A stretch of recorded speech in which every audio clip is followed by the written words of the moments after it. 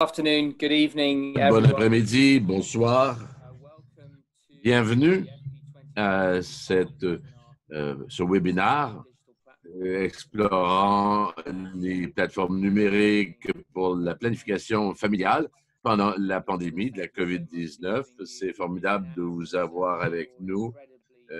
Merci de nous accorder environ 1 heure de votre temps très précieux et qu'on puisse se parler à distance. Je veux tout simplement commencer par quelques points logistiques. D'abord, en plus de la présentation que vous voyez sur l'écran, vous verrez qu'il y a une icône Q&A dans laquelle vous pouvez mettre vos questions. Si vous avez des problèmes techniques, on vous demande d'utiliser le chat, la boîte de discussion pour manifester vos problèmes techniques. Et si vous êtes incapable de nous joindre ou d'utiliser le courriel pour quelque raison que ce soit, envoyez-nous un courriel à YBI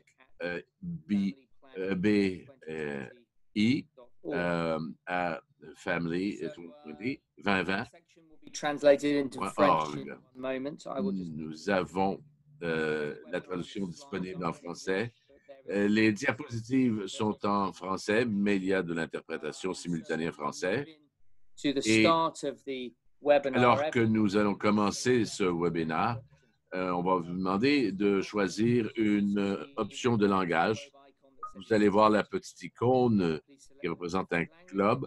Vous pouvez choisir votre langue préférée, l'anglais ou le français. Si vous choisissez le français, vous pouvez également toucher sur le bouton silencieux, le mute, pour ne pas entendre la version anglaise en même temps. Mais tout sera disponible après le webinaire sur le site web. Malheureusement, nous ne pouvons pas le projeter sur la plateforme Zoom simultanément en français et en anglais. Tap the three dots and then tap language interpretation. Alors, si vous êtes sur un mobile, vous pouvez également choisir l'interprétation française. Et le webinaire est enregistré. Je vais maintenant céder la parole à ma collègue Yacine pour que les francophones sachent où aller. Bonjour à tous. Regardez en bas de votre écran Zoom et trouvez l'icône de globe terrestre qui indique Interprétation. Si vous êtes sur un appareil mobile Android ou Apple, appuyez sur les 3 points. Sélectionnez le français. Si vous choisissez le français, vous pouvez couper le son original si vous ne voulez pas entendre la narration en anglais. Merci. Thanks very much, Yacine. Merci, Yacine.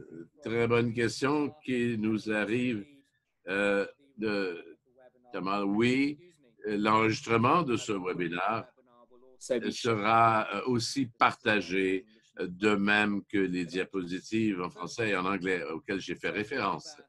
Alors, cela dit, nos panélistes et nos conférenciers se joignent à nous. Nous sommes heureux de pouvoir commencer. Vous le savez, le paysage a changé. Nous avons vu la transformation et le potentiel de la technologie comme un outil en santé publique. Et dans la prochaine décennie, nous anticipons une augmentation significative des solutions numériques. Nous voyons cela en réponse à la pandémie de la COVID-19 qui rend l'accès parfois difficile, voire impossible aux plateformes numériques. Et les plateformes peuvent devenir un pont pour assurer la continuité, notamment au niveau de la planification familiale. Et nos conférenciers vont nous parler justement de l'aide significative des plateformes digitales dans la planification familiale en cette ère de COVID et comment nous pouvons utiliser davantage les services de planification familiale. Alors, Nous passons à la prochaine diapo. Mon nom est Martin Smith. Je suis le gérant du FP 2020 et je mène le secrétariat à 47 pays. Et aujourd'hui, vous allez entendre Trinity Zan, qui est directrice associée de GHPN FHI 360. Nous aurons également d'avoir la chance de Dr. Sarah Saïd Khurram de Sahat Kahani au Pakistan. J'ai hâte d'entendre son point de vue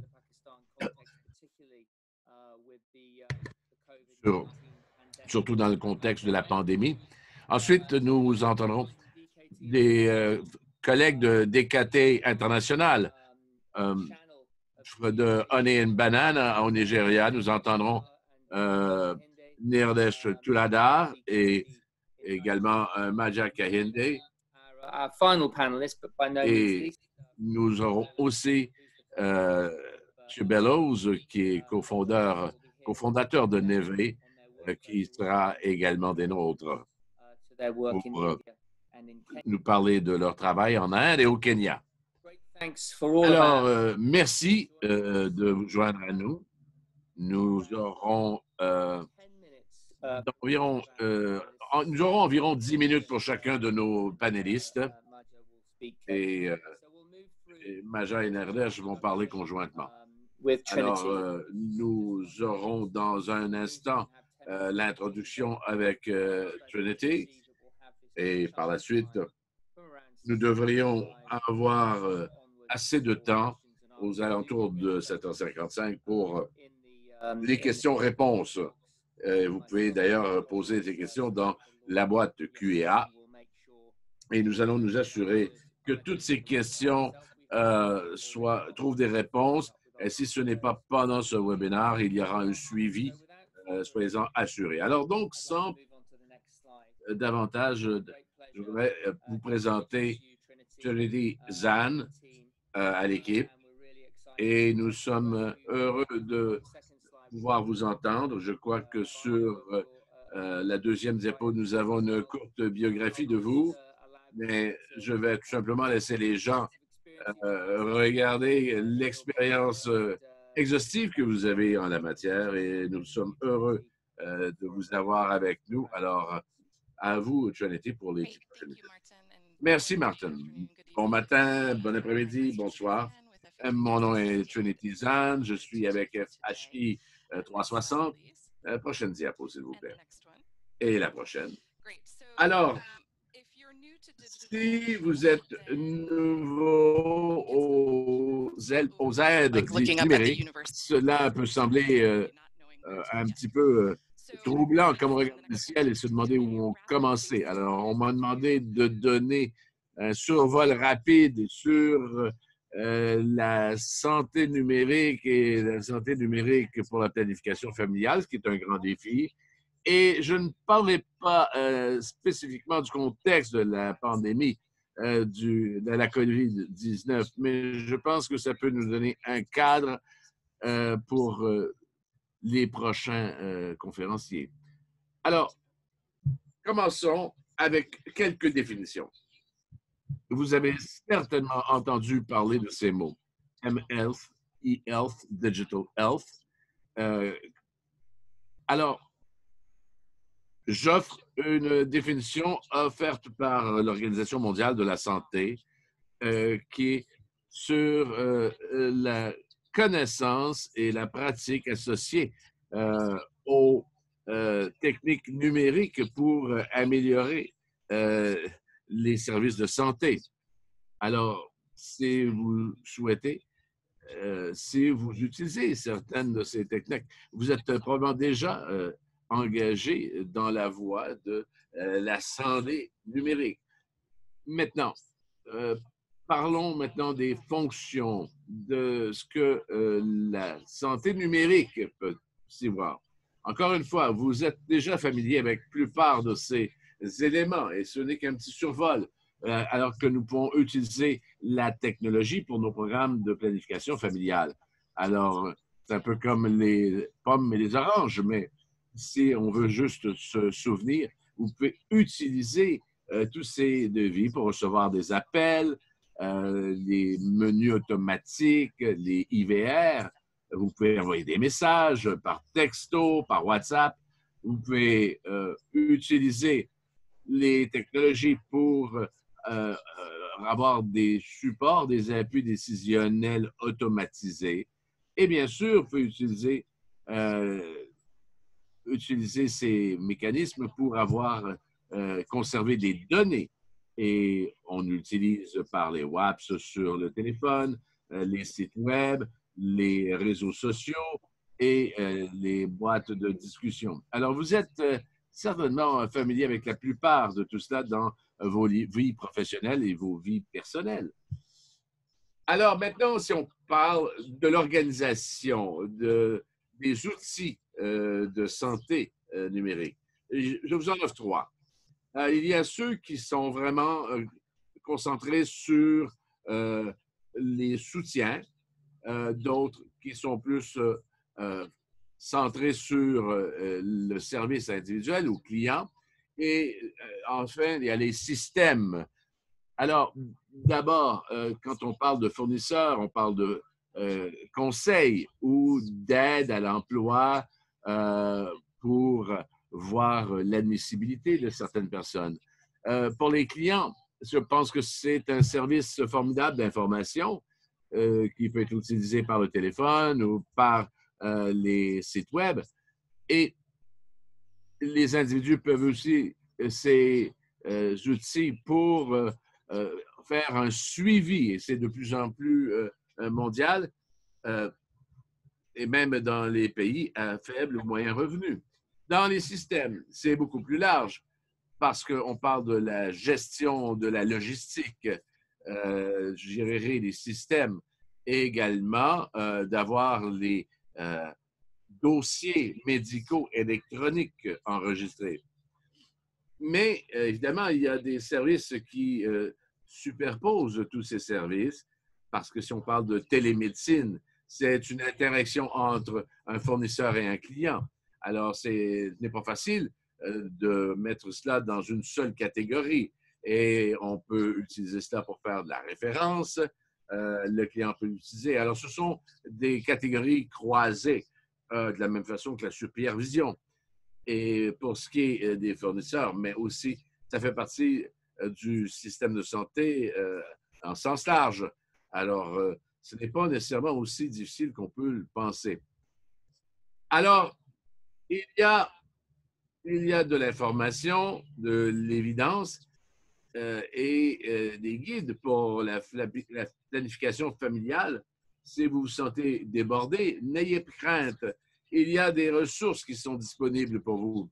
L'Organisation mondiale de la santé a travaillé là-dessus depuis un bon moment et ils ont une liste et une classification des interventions de santé numérique possibles, beaucoup plus vaste que ce que je vous ai présenté. Ils ont aussi publié récemment des documents de soutien qui sont basés sur des preuves ou des documents qui ont guidé pour les interventions digitales ou numériques et qui peuvent être très utiles. Et on a aussi des guides pour développer des stratégies de santé en planification et des outils pour aider les pays, les partenaires, déterminer, projeter, évaluer jusqu'à quel point certaines interventions sont applicables dépendant des ressources qui sont disponibles. Quand il s'agit de la planification familiale, la santé digitale a été implantée et présentement, nous avons deux documents HIP. Le premier, c'est sur les changements behavioraux et sociétals et l'autre, c'est sur la santé numérique comme pour le système et comment l'utiliser en logistique, au niveau de la gestion, au niveau de l'information de santé. Et bien sûr, dans un avenir rapproché, nous aurons des mises à jour avec des informations supplémentaires reliés aux outils. Alors, c'est à suivre. Alors, très rapidement, juste pour vous donner quelques notes que ce que nous savons pour les plateformes numériques pour la planification familiale, il y a une preuve que ces interventions peuvent soutenir un changement dans les connaissances et les attitudes. Nous savons aussi, avec beaucoup de documentation, que ces interventions sont très intéressantes pour les jeunes personnes. Il y a bien sûr des questions encore controversées sur l'impact véritable du changement de comportement social, par exemple au sujet de la contraception, mais nous avons de la preuve qu'il y a une amélioration sur le temps et plus de précision avec l'utilisation de plateformes numériques dans les systèmes, qu'il s'agisse des données qui sont recueillies, de la gestion logistique. C'est très clair que tout cela peut nous faciliter la vie et nous rend beaucoup plus efficaces. Et nous avons aussi des preuves de plus en plus grandissantes sur comment ces outils numériques peuvent ajouter en termes de conseils et de connaissances. Et nous avons aussi des données parfois un peu contradictoires en termes de coûts. Dans certains cas, on sait que c'est un coût qui est limité. Dans certains autres, c'est peut-être dispendieux. Prochaine diapo. Et quand il s'agit de l'implantation, quels sont les considérants? Bien, il y en a plusieurs. Je dirais tout simplement que je vous dirigerai vers les principes pour le développement numérique. Il y a 9 principes qui ont été développés par une grande coalition de partenaires et certains d'entre eux sont ici pour voir le contexte plus large pour le côté numérique, l'électricité, la possession de cellulaires, la couverture cellulaire. Et nous devons voir ce qui existe déjà.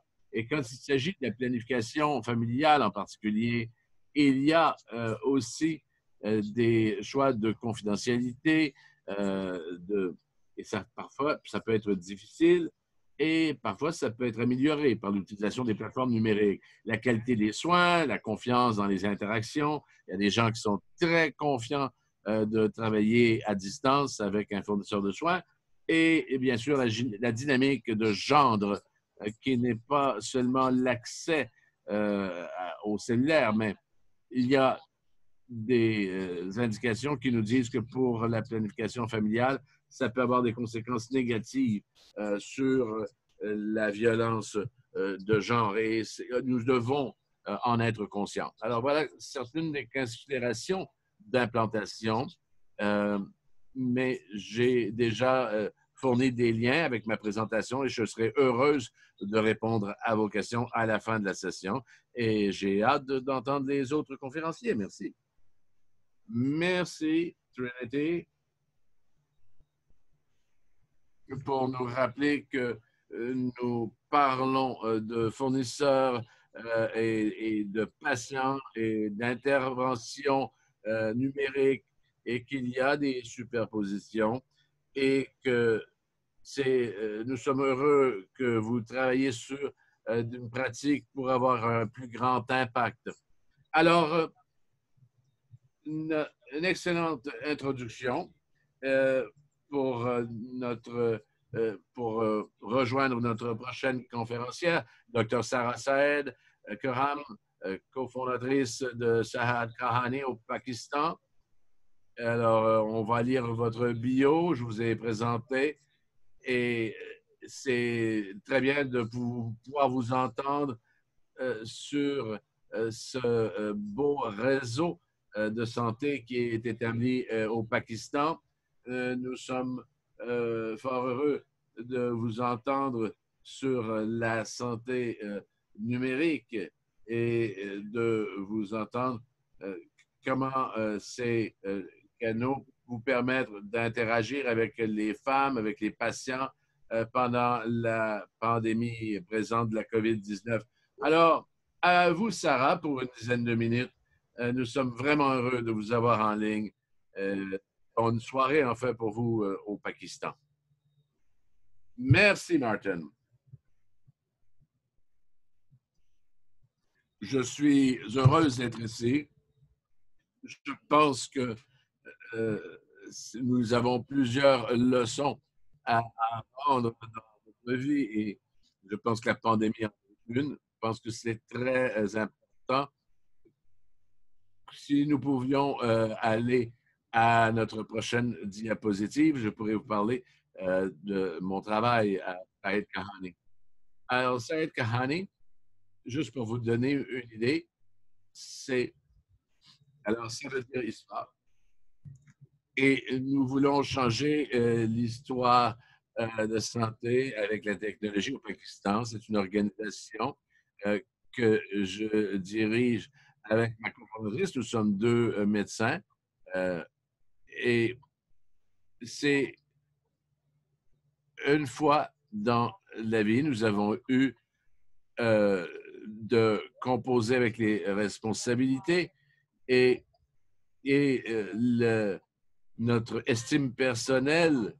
Ce que nous avons réalisé, c'est que la majorité de la force médicale au Pakistan est faite avec, nous avons 170 000 docteurs et 70% sont des femmes. Mais malheureusement, les femmes médecins qui travaillent après leur mariage, c'est seulement 23%.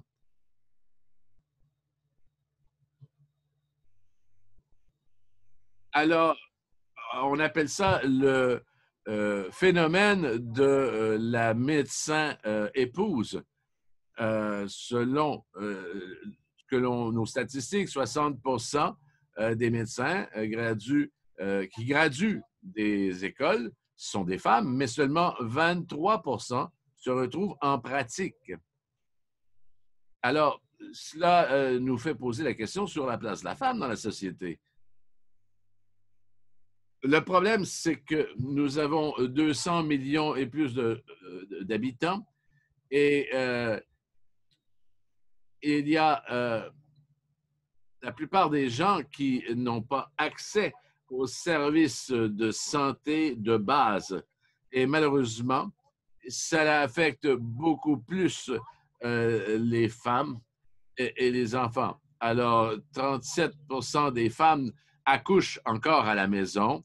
Un enfant sur 5 ne voit pas l'âge de 5 ans. Et cela affecte bien sûr davantage les gens dans des situations économiques difficiles. Alors, à Saïd Kahani, nous avons besoin de soins de santé et nous utilisons la télémédecine de plus en plus, de sorte que nous puissions, à tout le moins, que les patients peuvent voir un médecin virtuellement. Et la prochaine diapo. Alors, il y a différents types d'interventions. Nous avons l'utilisation des téléphones intelligents et ces cliniques qui, autrefois, étaient dirigées, inaudibles. Alors, nous tentons de démocratiser les services de santé et d'utiliser la technologie pour permettre aux cliniques, pour les gens qui n'ont pas accès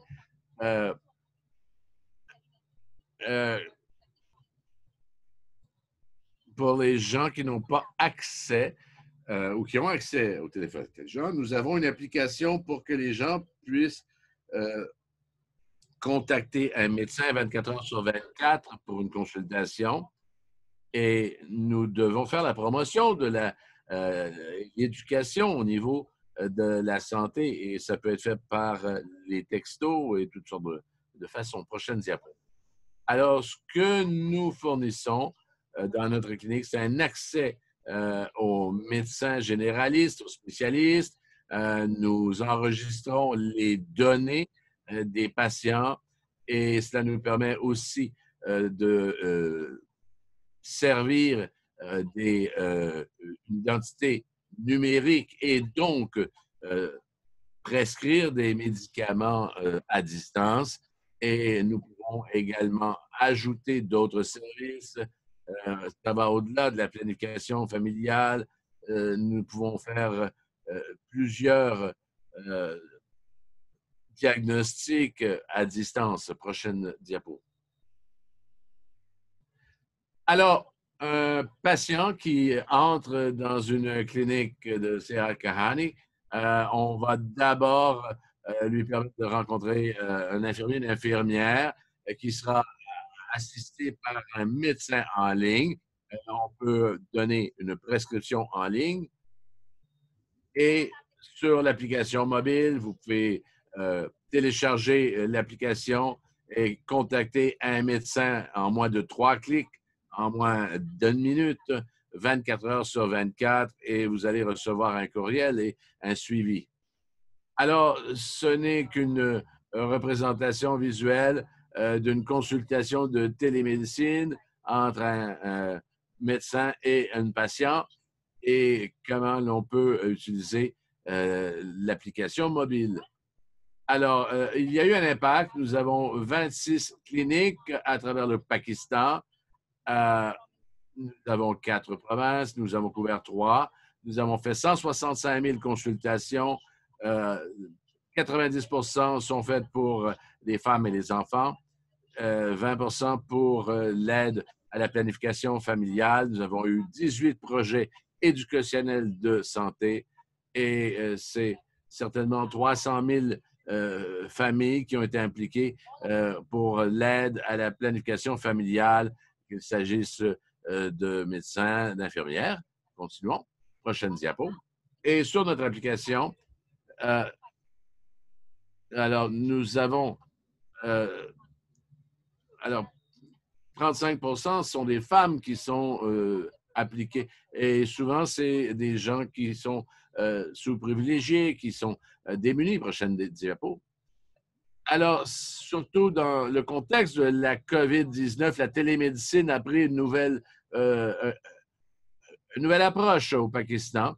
Nous avons servir des soins de santé à distance et nous avons rendu notre application gratuite pour tous les utilisateurs pour les prochains 3 mois.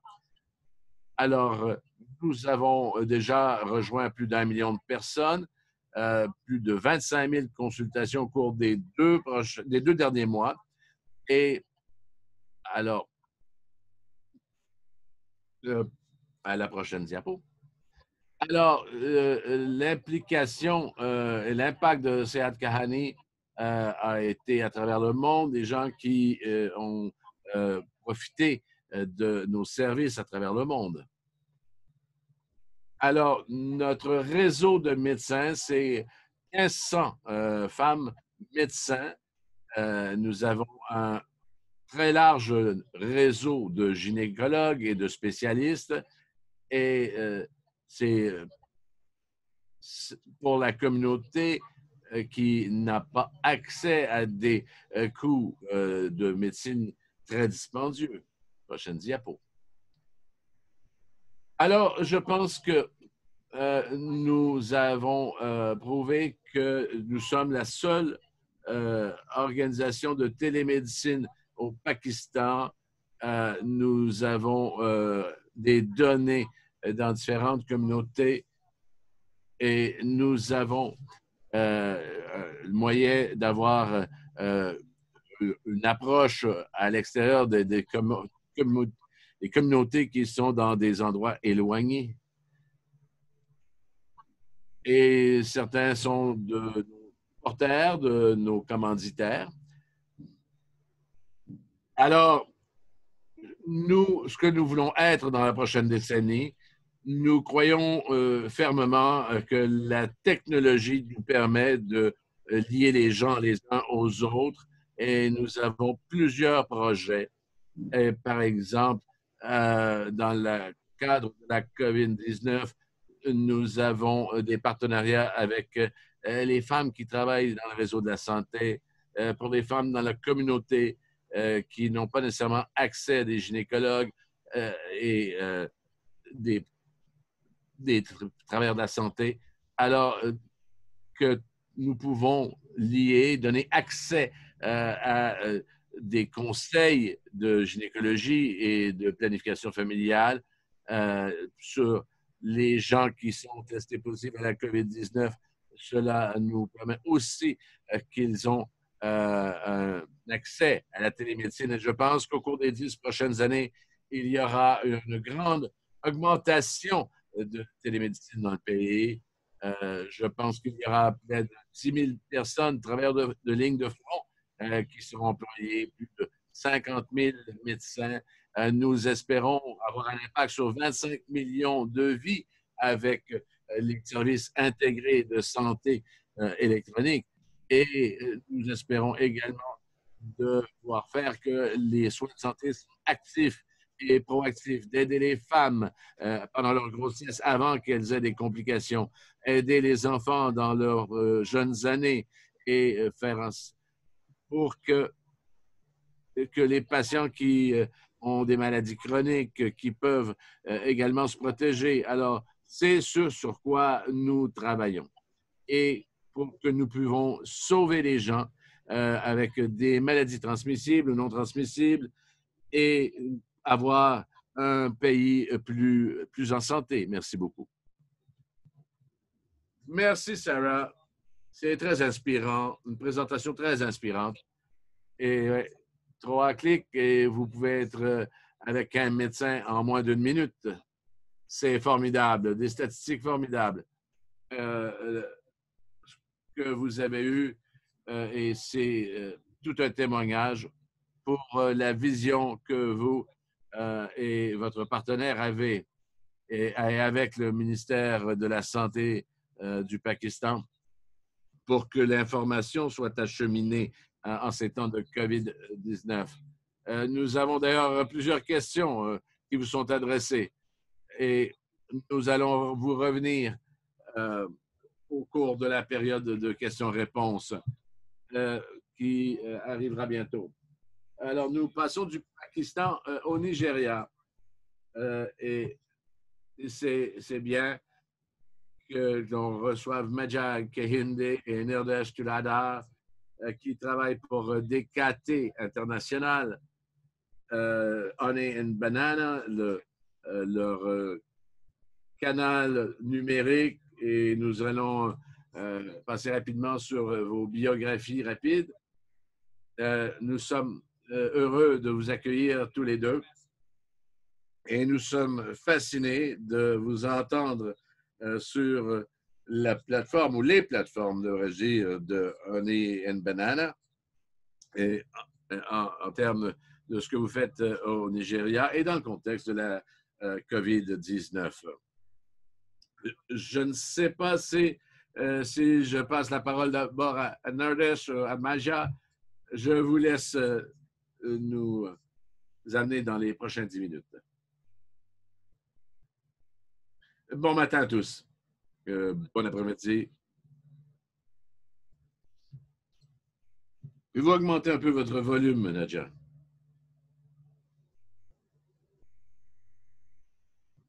Bon matin, bon après-midi, bonsoir. Mon nom est Maja Kehinde.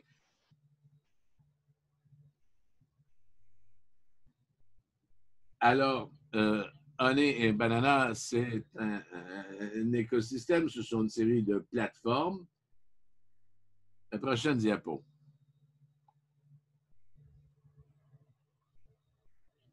Prochaine diapo. Alors, Honey Banana, c'est un écosystème numérique sur plusieurs sites web de médias sociaux. Cet écosystème est une initiative de DKT Nigeria Et c'est une organisation de marketing social possédant le plus grand portefeuille de produits contraceptifs qui tire profit de la puissance de la technologie pour veiller à ce que les individus aient une meilleure compréhension et un meilleur accès aux informations, produits et services en matière de contraception dont ils ont besoin. Prochaine diapo. Alors, les buts, c'est de rejoindre les jeunes de 22 à 27 ans. C'est un carrefour où les jeunes peuvent obtenir des informations sur la contraception d'une manière amusante, conviviale et sans jugement. Conçu pour les jeunes pour éviter la stigmatisation associée à la recherche d'informations liées à la planification familiale ou au sexe, à l'historique de la navigation secrète, l'argot. Les véritables concepteurs, c'était d'ailleurs des jeunes et comprenaient très bien le public cible. Alors, le miel représente la dame, tandis que la banane représente le gars, c'est le langage de la rue. Alors, c'est vraiment donc pour aller chercher ces informations sensibles et d'avoir quand même une capacité de garder l'anonymat si les gens veulent qu'ils veulent avoir accès à des informations. Au Nigeria, alors, ce que nous savons de Honey and Banana aujourd'hui, c'est de savoir où vous pouvez avoir de l'information de contraception. Prochaine diapo.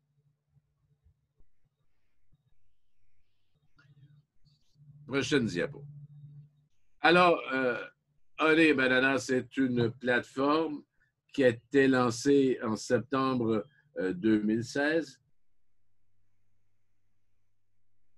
Alors, c'était la Journée mondiale de la contraception. Nous avons des plateformes de médias sociaux sur Facebook, sur Twitter, sur Instagram, avec la poignée @Honey and Banana. Le site web Honey and Banana propose des informations sur les méthodes contraceptives, des blogs, des quiz, des histoires intéressantes sur le plaisir et les conseils en matière de sexe. Prochaine diapo, s'il vous plaît. Alors, comment nous le faisons?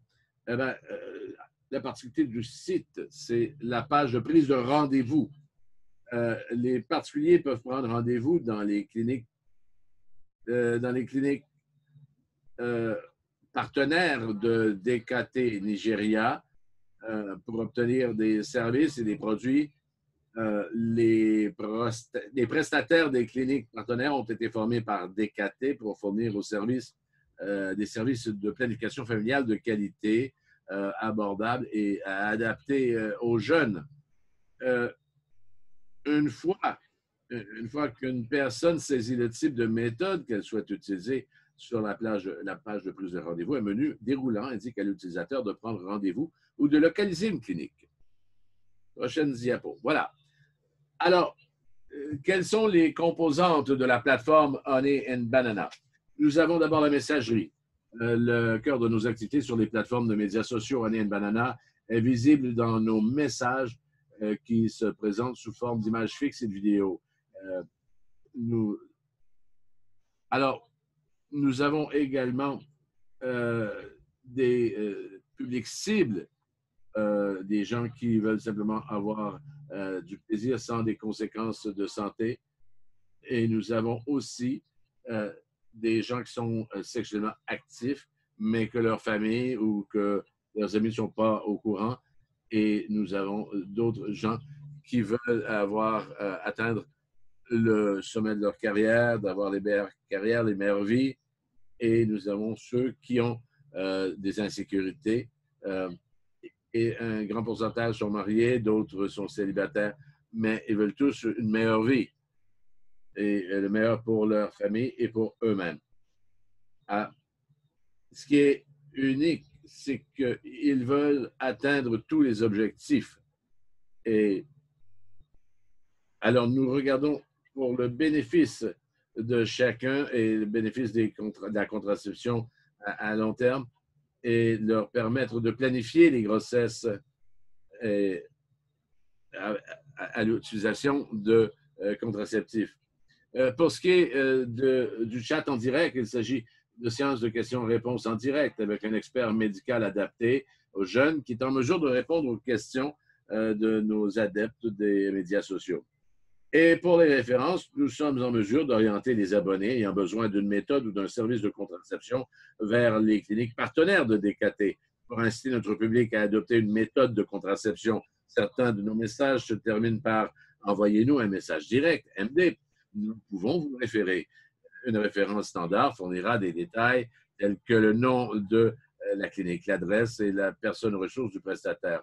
Et le centre d'appel Honey & Banana Connect nous offre à nos abonnés une option supplémentaire via le centre d'appel.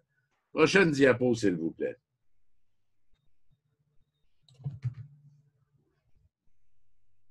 Alors, en plus des plateformes des médias sociaux, nous avons aussi le centre d'appel Honey & Banana. Dans la diapo, ça dit que nous sommes le premier centre d'appel de planification familiale. En fait, ce n'est pas le cas. C'est le premier centre d'appel numérisé de planification familiale au Nigeria. C'est une erreur de notre part. Et nous proposons des services de contraception complets aux appelants, de l'information sur les produits à la gestion des effets secondaires en passant par l'orientation vers des cliniques et les appels de suivi. Ils fonctionnent avec un numéro de code abrégé facile à rappeler, le 55059. Il a été mis en service en 2018 et travaille main dans la main avec les plateformes de médias sociaux et le site web Honey & Banana. Alors, c'est multilingue. Nous avons une ligne téléphonique sans frais, une capacité à répondre rapidement aux questions ou demandes des appelants. On peut parler dans plusieurs langues et dialectes. Et un autre des éléments uniques, c'est que pour l'appelant qui peut prendre rendez-vous et avoir un conseil rapide, et dépendant où vous êtes, vous pouvez avoir un rendez-vous très rapidement. Vous n'avez pas vraiment à attendre. Et tout cela est fait avec les cliniques de DKT.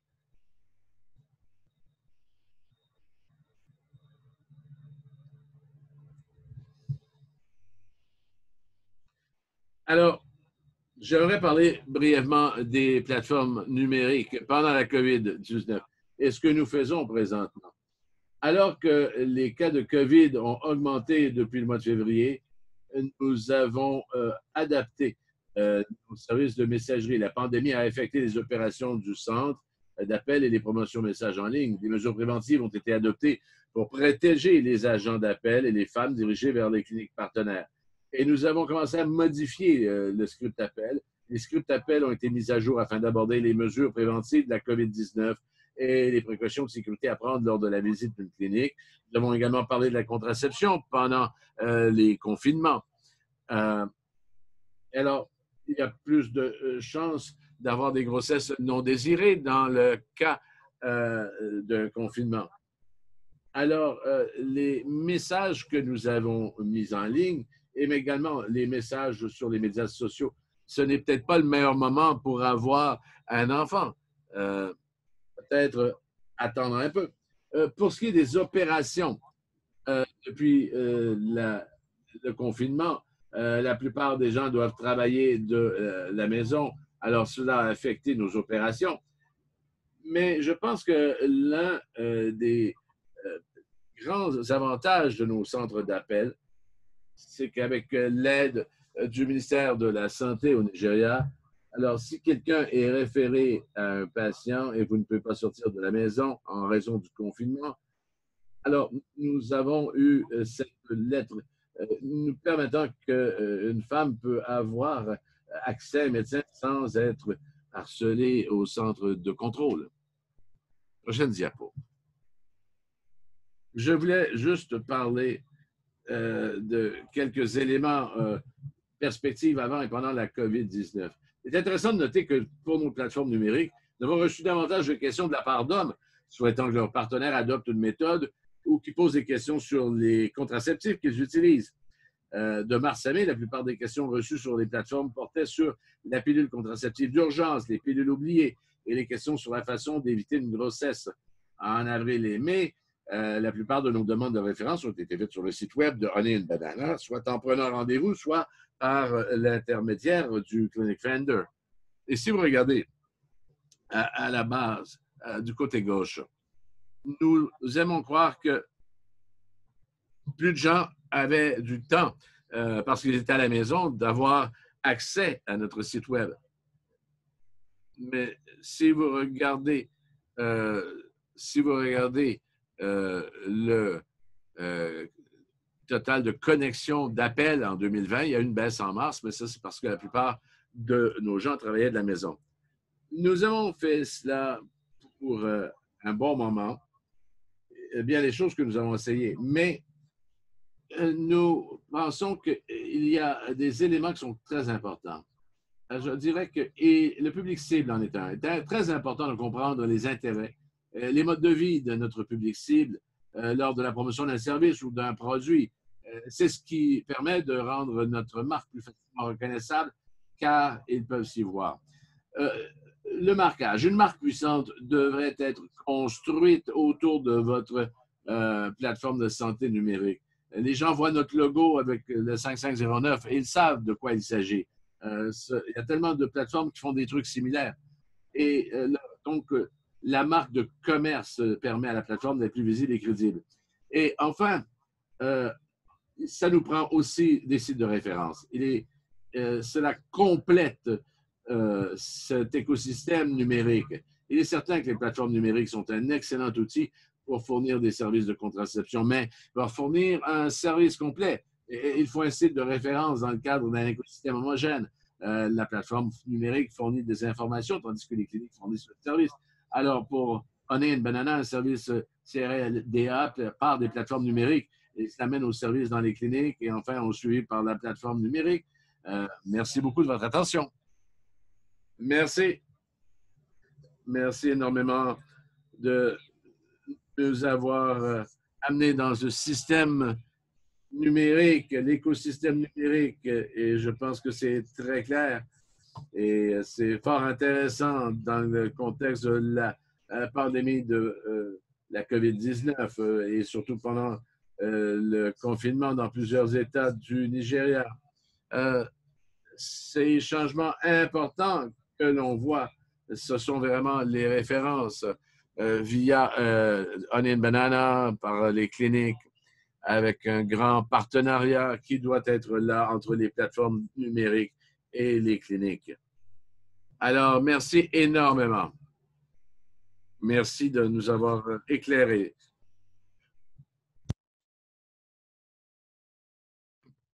Nous allons maintenant passer à notre dernier panéliste.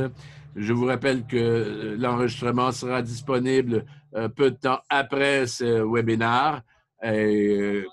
Alors, notre dernier panéliste, c'est Ben Bellows, qui est cofondateur de Neve. Et nous allons lire un peu votre biographie. Et nous sommes heureux de vous avoir avec nous.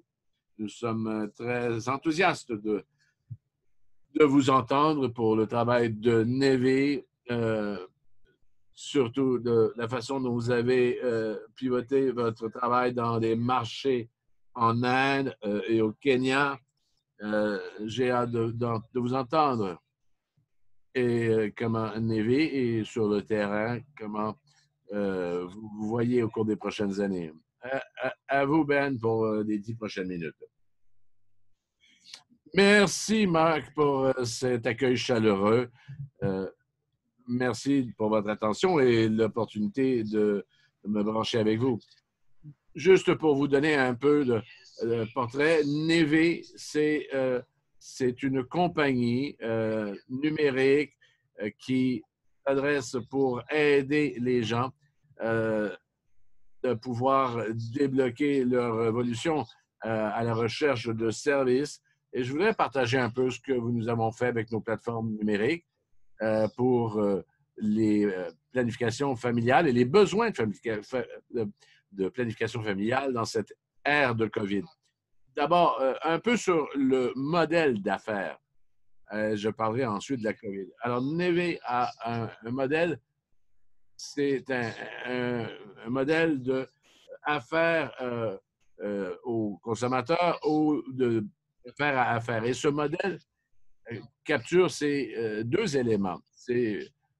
Alors, la première composante, c'est de nous concentrer sur l'expérience holistique, d'attirer l'attention du consommateur.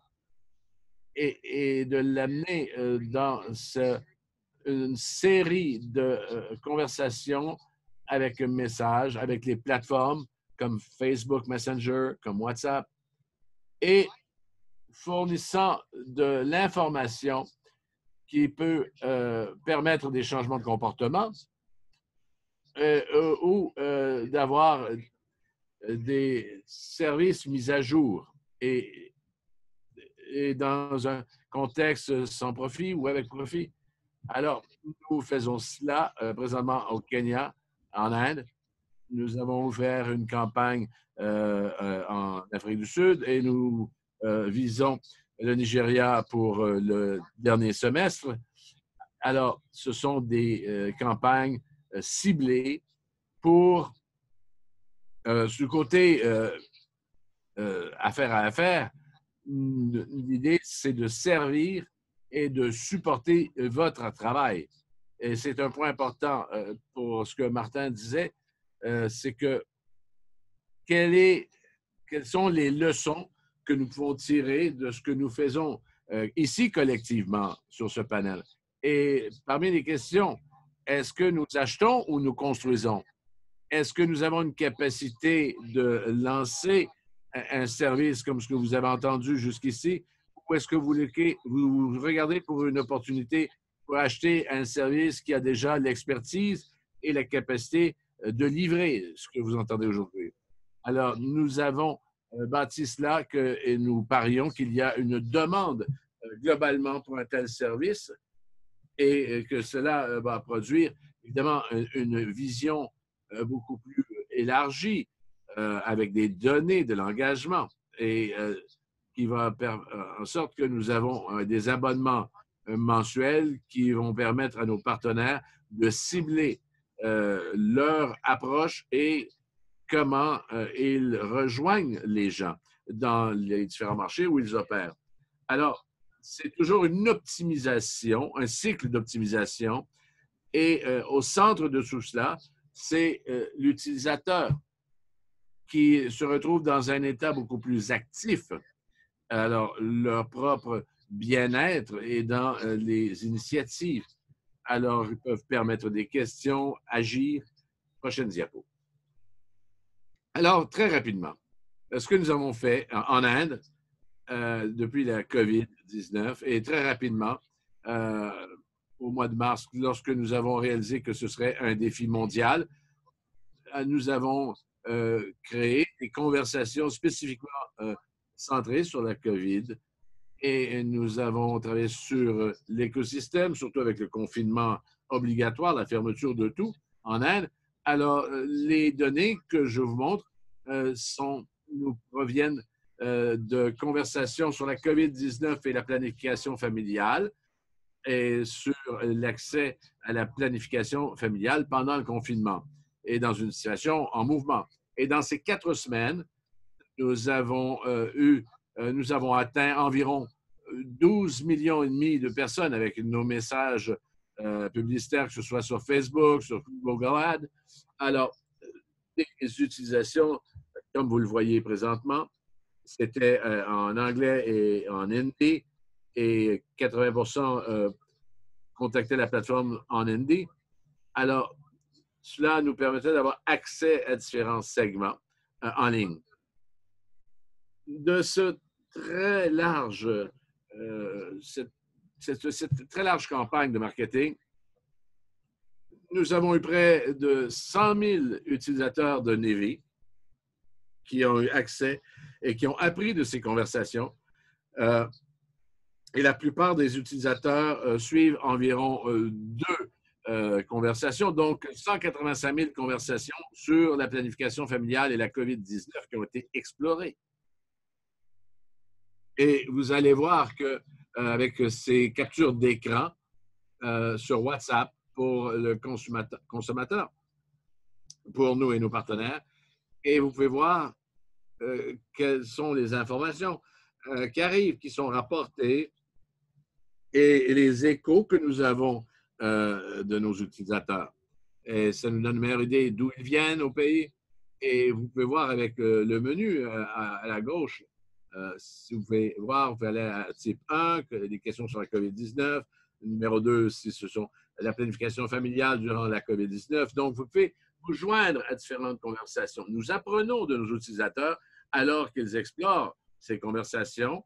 Alors, plus ils viennent dans ces conversations, plus et ils ont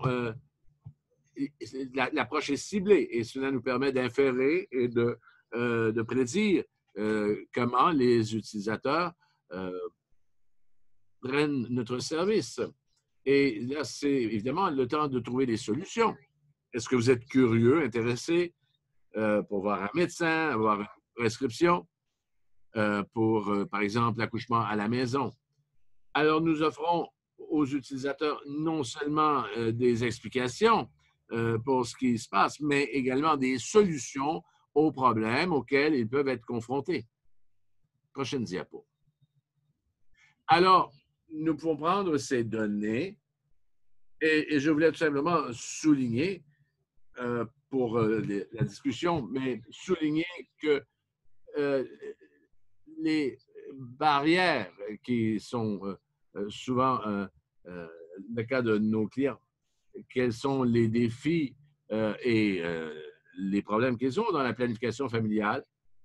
Alors, la moitié disent qu'ils n'ont pas eu la méthode de contraception qu'ils souhaitaient avoir, 49 %.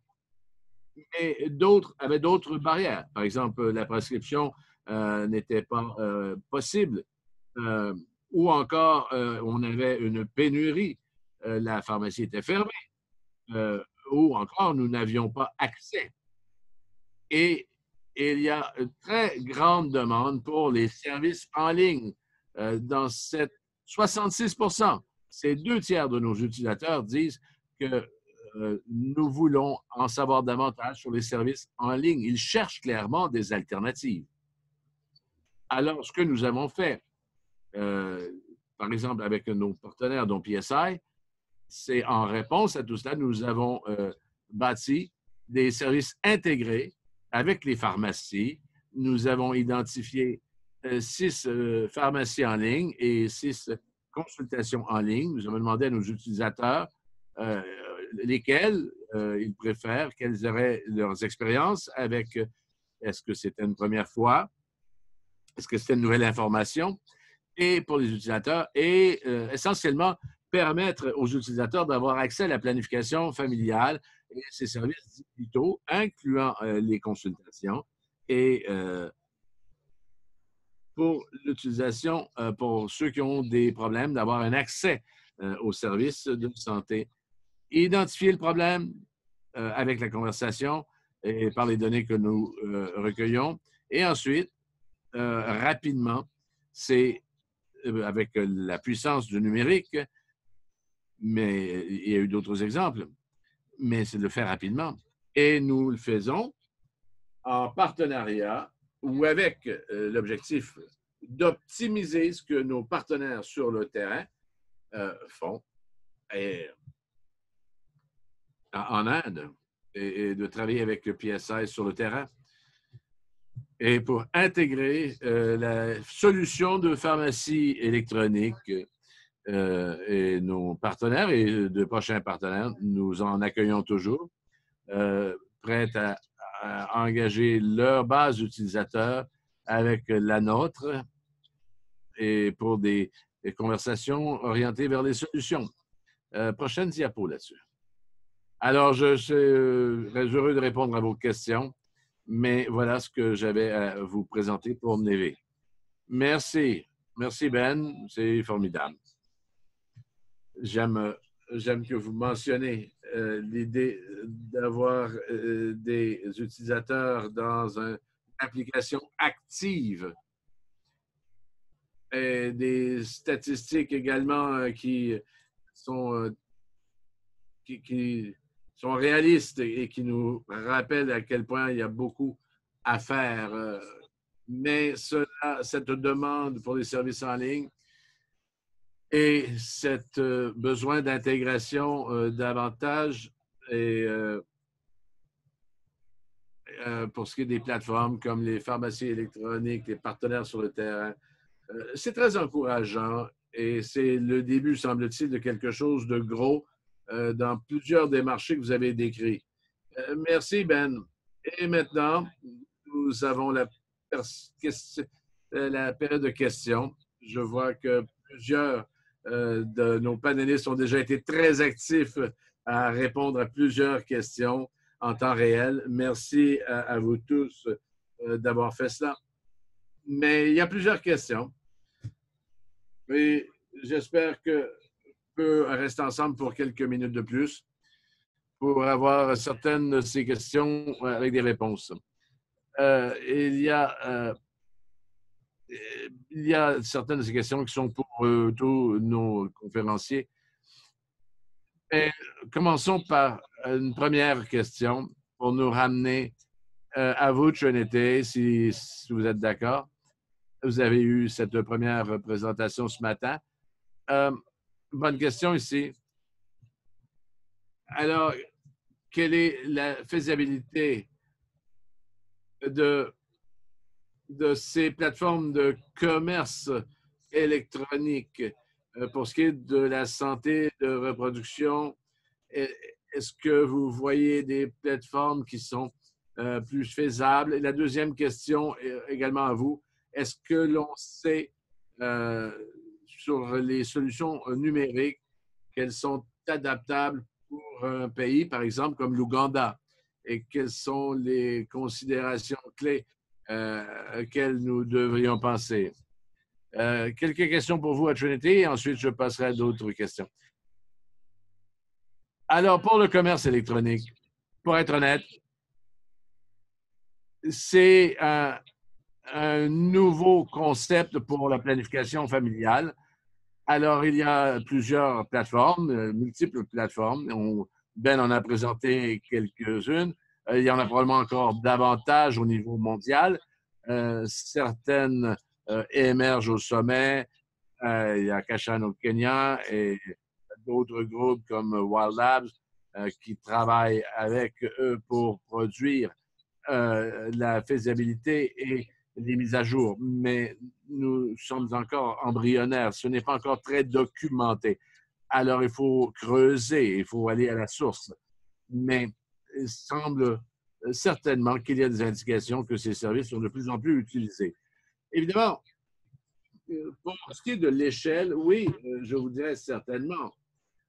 Il y a plusieurs services qui sont disponibles à travers le monde, dans plusieurs pays, avec des modèles qui sont soutenables au niveau financier, mais il y a plusieurs exemples de plusieurs années, dès que les messages textes ont commencé, que l'on a vu dans plusieurs pays, incluant en Ouganda. Alors, il y a définitivement des exemples et il y a des critères, des considérations pour les échelles, pour les ressources.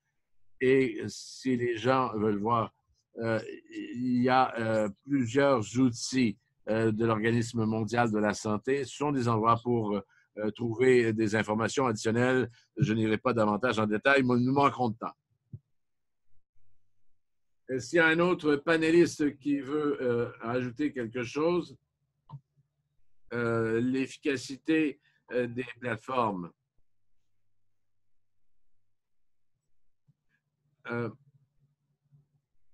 Est-ce que vous avez des commentaires rapides?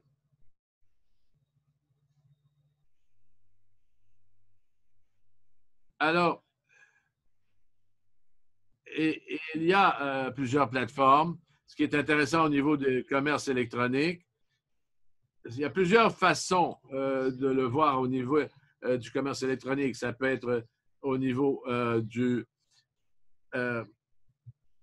par exemple, est-ce que cela peut avoir un rôle, une expérience améliorée pour les utilisateurs? Vous pouvez imaginer qu'un produit physique qui arrive avec une ligne d'aide, que vous pouvez avoir accès à cette ressource. Et il peut y avoir que le produit physique, mais il y a aussi une façon les bénéfices supplémentaires pour ce qui est de la messagerie. Merci énormément. Je vais maintenant passer la parole. Il y a plusieurs questions. Est-ce que nous avons une idée sur l'impact que Saad Kahani a? Et deuxième question, quel pourcentage de patients sont des hommes qui utilisent cette plateforme et est-ce qu'ils se sentent confortables de composer avec des intervenantes féminines? Et quels sont les défis que vous avez vus pour ce qui est des adolescents et des jeunes qui ont accès aux plateformes digitales dans le contexte du Pakistan? Pouvez-vous répéter la première question? Est-ce qu'il y a des preuves pour l'équité, pour l'impact?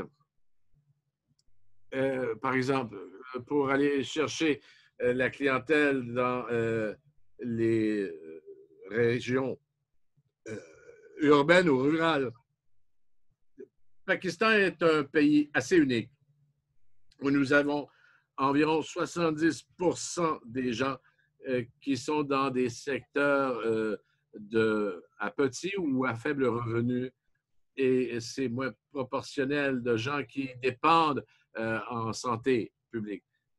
Pour ce qui est de la population de femmes et des enfants, c'est parce qu'ils ont des défis pour avoir accès aux services de santé, même s'ils ont l'argent pour les médecins ne voyagent pas dans les communautés éloignées. Alors, surtout les femmes médecins. Alors, l'accès au laboratoire, l'accès aux pharmacies, l'accès aux services d'urgence, les gens doivent marcher. Alors, dans certaines zones, ça peut être 60-70 km de l'hôpital. Alors, quittez votre travail, vous rendre dans une autre région pour avoir des soins de santé avec un médecin, revenir. Combien d'argent dépense-t-il dans cette journée? Alors que, quand je vois cela, la santé est sous-représentée dans certaines communautés, faute de ressources. Alors, il y a l'accessibilité, il y a également le côté abordable dans certaines régions. Alors, il y a toujours qui aura les soins en premier. Généralement, ce sont les hommes. Alors, ce sont des problèmes de ressources dans bien des cas. Et nous avons des défis auxquels nous sommes confrontés. Et l'application mobile,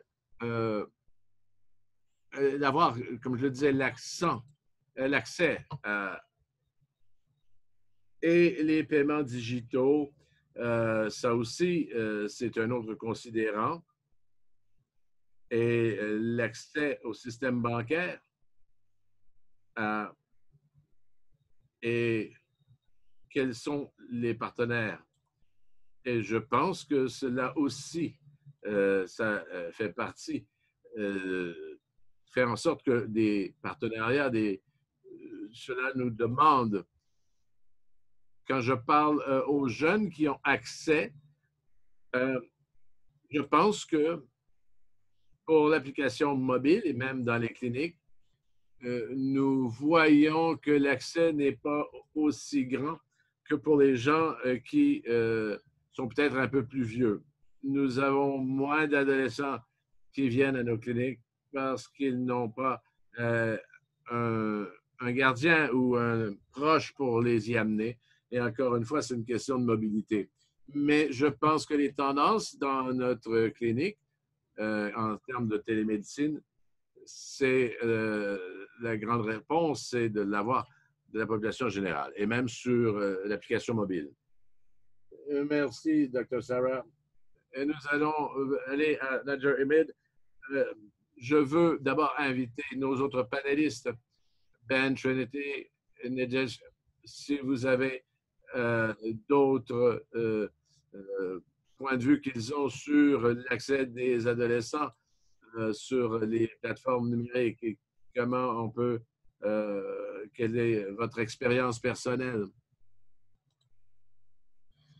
Alors, chers panélistes, si vous voulez ajouter quelque chose, c'est Trinity. Je veux juste ajouter qu'il y a des défis uniques, mais il y a aussi des opportunités uniques en cause du fait que ces adolescents ont un désir d'utiliser ces plateformes. Et alors, puis on veut surtout faire face aux barrières auxquelles ils sont confrontés.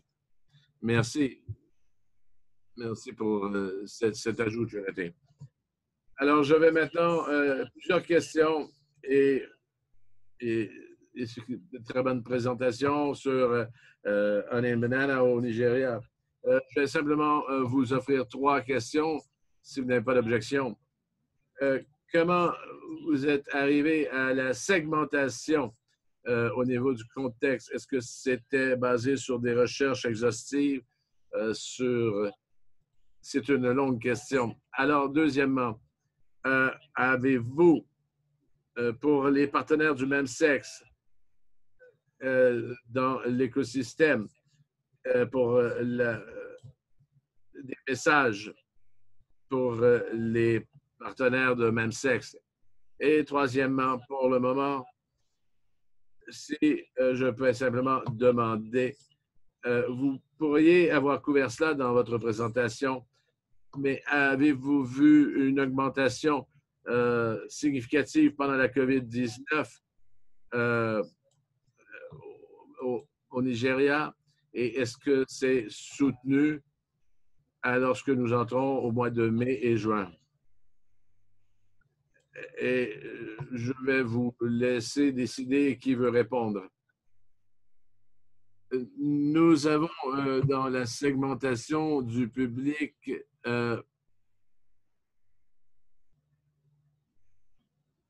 lorsque nous utilisons, nous avons été en mesure de ségréguer nos publics cibles basés sur les études qui ont été menées. Merci, Marja. Est-ce que ces profils ont changé sur le temps depuis l'inception du projet? Depuis il y a environ 4 ans? Est-ce que il n'y a pas grand-chose qui a changé? Nous avons des provisions pour les changements.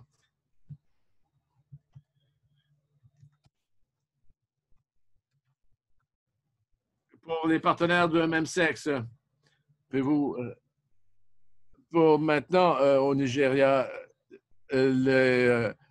c'est criminel les relations de même sexe, alors on ne peut pas aborder ce sujet. L'avortement, toutefois, on laisse savoir pour un centre de prévention des grossesses et on leur donne des ressources où ils peuvent avoir un avortement si nécessaire. Et pour le centre d'appel, au cours des derniers mois, je pourrais répondre à la troisième question.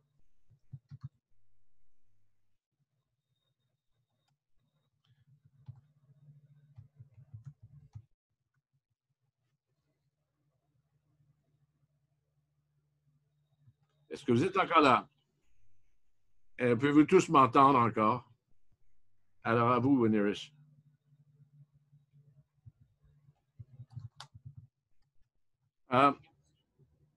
Yacine, est-ce que vous m'entendez, mais pas Adish, au moment? Oui. Oui, je peux m'entendre, Ben. Vous pouvez m'entendre, Martin? Oui, allez-y. Alors, pendant le confinement, nous avons réduit nos opérations et le fait qu'il y ait plus de gens à la maison, nous avons l'impression qu'ils ont été davantage sur les plateformes numériques, sur les sites web, plutôt que dans les hôpitaux. Mais cela dit, si nous savons qu'il y a plusieurs personnes qui doivent revenir dans nos centres d'intervention. Merci, Darshan. Et j'aimerais avoir ces points de vue. Quelques petites questions rapides, Ben. Et ensuite, nous aurons une ou deux que nous répondrons en groupe, si c'est d'accord. Ben, les frais d'utilisation pour la Navy.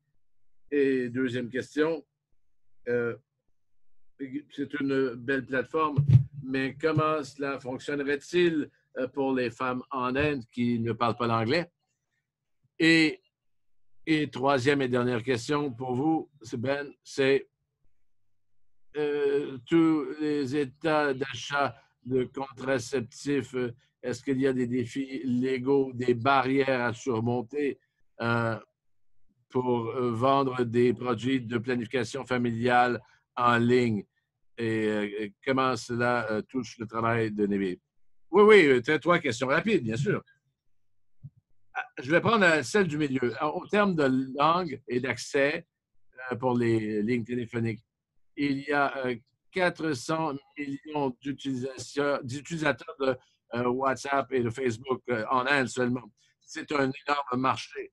Et, il y a près d'1 milliard d'individus entre 15 et 35 ans qui ont présentement une ligne téléphonique, une carte SIM ou un point d'accès dans les pays à faible ou moyen revenu. Alors, cela nous dit que certainement, les gens sont de plus en plus branchés en ligne et nous voyons l'opportunité. Oui, il y a bien sûr des défis pour certains segments de marché, mais nous regardons où l'avenir est et l'avenir, elle est en ligne. Cela veut dire plus d'utilisateurs. Je pense que depuis les 10 dernières années, c'est bien documenté. Et cela va se traduire dans le futur avec encore plus de gens en ligne où les accès vont être améliorés, les coûts vont diminuer. Alors, comme entreprise et comme stratégie, pour ce qui est des autres langues, 80% de nos utilisateurs en Inde ont accès dans la langue de hindi. Nous voulons ajouter des langues régionales pour qu'il y ait plus d'accès. Au Kenya, où nous opérons également, nous savons qu'environ la moitié de nos utilisateurs ont accès en Swahili et nous voyons que les traductions se font de plus en plus. C'est question d'avoir un interprète. La logique est toujours la même. Pour ce qui est du modèle de souscription, nous avons dépensé comme une communauté de praticiens des produits.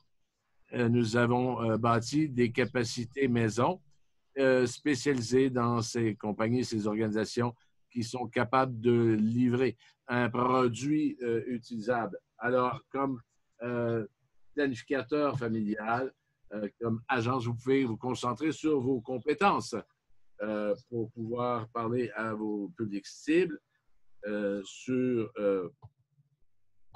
des choix informés. Alors, quand on parle de spécialisation, et la troisième question, là, j'ai un blanc, mais je pense que j'ai pris assez de temps. Je pense que c'était au sujet de la vente de produits en ligne.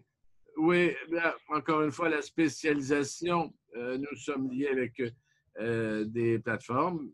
Les pharmacies sont en ligne et nous sommes en processus d'en apprendre davantage et nous avons établi des références et c'est une fonction où nous cherchons d'avoir des nouveaux partenariats pour les plateformes en ligne. Alors, c'est un processus mutuel avec une courte liste d'options. Alors, c'est vraiment une question de spécialisation, de bien travailler dans un écosystème pour bâtir sur les forces de tout un chacun. Merci, Ben. Alors, les dernières quelques questions sont pour un peu vous tous et je vous demande de rester avec nous encore pour quelques minutes. Alors, cela concerne un point que Trinity a fait, est-ce que l'approche digitale est vraiment efficace pour la planification familiale? Est-ce qu'il y a, est-ce que c'est, il y a une économie, une efficience de coût? Et deuxième question, c'est quelque peu relié. Est-ce que vous voyez le besoin de vous asseoir derrière ces plateformes pour les gens aussi, ou si vous expérimentez une capacité qui assure que ces plateformes sont opérationnelles? Alors, quelques questions rapides qui sont reliées au rapport qualité-prix et les structures. Nous aborderons maintenant quelques-unes de ces questions rapides. Alors, oui. Alors, je ne veux pas prendre le temps des autres panélistes, mais rapidement, ce que nous voyons au Pakistan, c'est qu'il y a encore beaucoup de stigmas face à la planification familiale et plusieurs personnes dans le secteur de la santé qui doivent composer avec la planification familiale qui est encore peu élevé au Pakistan. Et je pense que c'est un stigma qui doit être brisé avec un conseil de médecins pour les femmes. Souvent, les femmes n'approchent pas les travailleurs de la santé par manque de connaissances. Et c'est quelque chose que nous faisons maintenant avec différentes organisations, c'est d'avoir des médecins en ligne et d'avoir les bonnes consultations. Et je pense que nous n'avons pas besoin de tant de ressources pour avoir une opération de santé numérique, mais il faut avoir une opération qui est efficace et que de base, il faut que notre système soit bien adapté, bien efficace pour faire le travail et pour pouvoir prendre en charge le travail. Alors, je pense qu'en termes d'opération et d'efficacité, la médecine en ligne peut aider davantage de femmes. Merci énormément, Sarah. Est-ce que vous avez quelque chose à ajouter? Pour ce qui est du côté des coûts, l'efficacité des coûts pour rejoindre des gens à plus faible revenu et quelques réflexions sur les opérations de soutien pour les réseaux, les canaux plus traditionnels. C'est assez abordable. Ça ne prend pas beaucoup d'argent quand on utilise le numérique, quand on utilise ces données. Nous n'avons pas besoin de beaucoup. Et pour les centres d'accueil, c'est aussi économique. Nous n'avons pas besoin de crédit ou de temps d'antenne. Alors, physiquement, ce que l'on a besoin, c'est d'avoir un individu qui gère les communications, les messages, les références aux cliniques et les questions usuelles. Alors, il n'a pas besoin essentiellement de ressources illimitées. Et pour ce qui est du soutien, on a besoin d'une personne pour le service à la clientèle, pas le centre d'appel, pour que l'on puisse... C'est de base. Je n'ai pas besoin de tant que ça. Merci. Merci. C'est très intéressant. Trinity, Ben, ici, votre point de vue serait excellent en termes généraux et aussi dans le contexte de Navy. Peut-être à vous d'abord, Ben, et ensuite à Trinity en dernier pour un point plus général. J'ai marqué cela. Alors, est-ce que ces plateformes peuvent offrir un service abordable qui peut atteindre les femmes les plus pauvres? C'est une des questions. Et une partie de la question, c'est est-ce que nous voyons un besoin pour avoir davantage de soutien pour ces opérations numériques ou si déjà ce sont des opérations relativement abordables. À certaines échelles, ça devient très efficace en termes de coûts. Évidemment, première question, il faut cesser avec les projets à petite dimension. Il faut penser grand, il faut agir grand.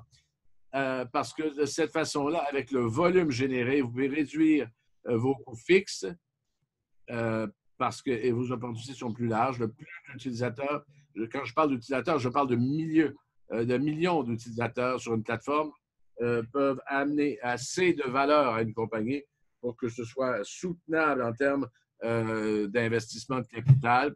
Alors, l'idée, c'est que votre compagnie n'a pas besoin, les coûts n'ont pas besoin d'être élevés par rapport à l'utilisation mais la numérisation vous permet de découpler le volume par rapport au coût. Et c'est ce que l'on a vu dans d'autres industries. Et c'est vrai aussi pour notre industrie. Est-ce que nous rejoignons des gens qui ont des ressources limitées? On peut se poser la question basée sur différentes mesures peuvent être incorporées avec Navy. Nous pouvons le faire sans perdre trop d'utilisateurs. Mais alors, nous devons intégrer les plateformes. Par exemple, au niveau par les usagers de messages textes. Alors, ils sont plus jeunes, ils sont plus ruraux, et nous prenons pour acquis qu'ils sont plus marginalisés. Alors, mais quand nous demandons à ces utilisateurs s'ils ont d'autres canaux, ils nous disent que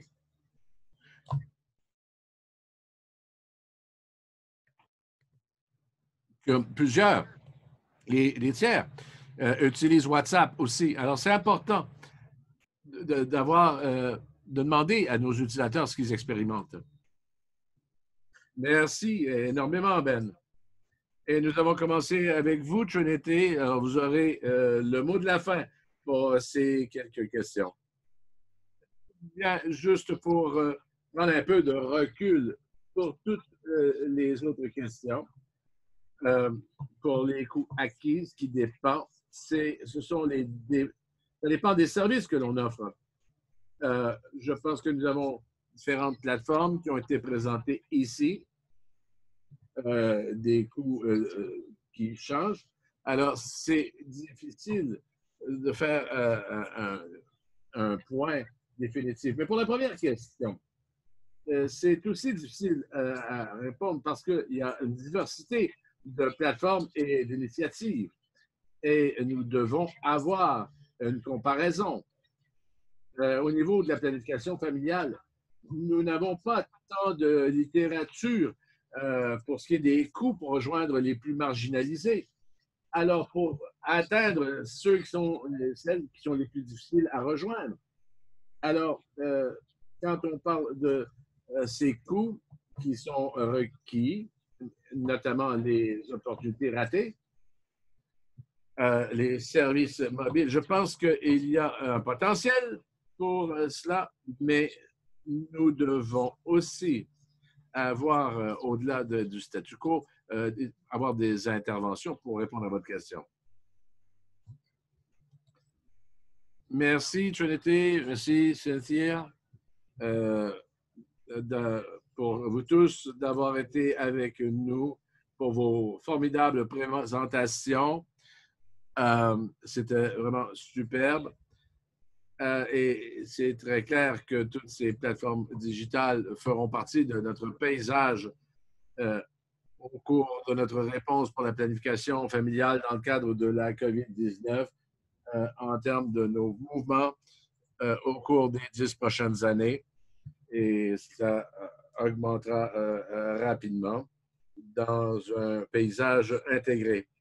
Alors, je voudrais aussi remercier vous tous qui se sont joints à nous. Merci pour votre engagement et pour votre participation. Mais surtout, merci pour votre travail important à travers le monde. Nous vous saluons tous pour ce qui est de vos engagements et l'innovation que vous amenez à tous les jours pour faire face à toutes les situations auxquelles nous sommes confrontés. Alors, sur ce, j'aimerais vous rappeler que la version française et anglaise des enregistrements seront en circulation de nos présentations au cours des prochains jours. J'aimerais vous inviter tous à être en santé, à rester en sécurité. Merci d'avoir été avec nous et nous espérons vous revoir et vous reparler très bientôt. Je vous souhaite une très bonne journée. Merci à tous.